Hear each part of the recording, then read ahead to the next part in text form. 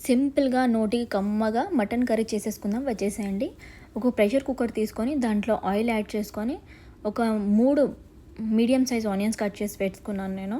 వాటిని వేశాక పచ్చిమిర్చి, అల్లం వెల్లుల్లి పేస్ట్ కూడా మంచిగా ఫ్రై అయ్యాక పుదీనా అండ్ కొత్తిమీర ఒకటేసారి వేసేసుకుంటానండి నేను. లాస్ట్‌లో యాడ్ చేయను. ఎందుకంటే అది మగ్గకుండా పైన ఉంటాయి కదా, తీసేస్తూ ఉంటారు పిల్లలు కాబట్టి నేను ఫ్రైలోనే వేసేస్తాను.